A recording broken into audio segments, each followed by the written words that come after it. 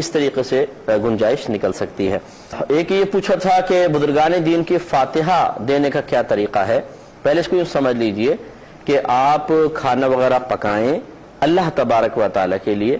اور نیت یہ ہو کہ اس کھانے کو جب ہم کھلائیں گے جو اس پر ثواب ملے گا وہ ثواب فلاں بزرگ تک پہنچ جائے، تو اس میں کوئی حرج نہیں ہوتا کہ کھانا اللہ کے لیے ہے، ہم اسے کھلا بھی اللہ کے لیے رہے ہیں، بس نیت یہ ہے کہ ثواب فلاں تک پہنچ جائے۔ اب اگر یہ کھانے کا اہتمام عام آدمی کے لیے ہوتا ہے اس کو فاتحہ کہہ دیتے ہیں، اور اگر بزرگان دین کے لیے ہوتا ہے تو اس کو ادباً نیاز کہہ دیا جاتا ہے۔ اگر صحیح نیت کے ساتھ ہو تو اس میں شرعاً کوئی حرج نہیں ہے، بس آپ کھانا بنائیں۔ اور چونکہ ہمارے نبی کریم صلی اللہ علیہ وسلم کا ہمیشہ طریقہ رہا کہ جب بھی آپ کھانا بڑھانے کا معجزہ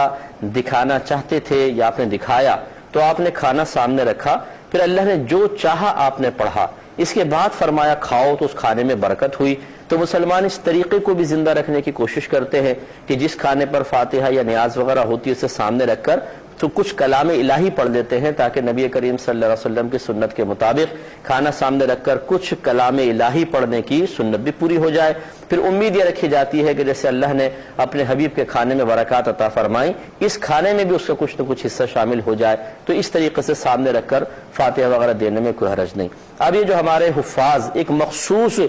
صورتیں پڑھتے ہیں اور آیات مختلف جگہ سے لے کے پڑھی جاتی ہیں، یہ جو مروجہ فاتحہ کا طریقہ ہے یہ کوئی فرض یا واجب نہیں ہے۔ آپ ایک دفعہ الحمد شریف پڑھ لیں، ایک مرتبہ آیت الکرسی، 3 مرتبہ سورہ اخلاص پڑھیں،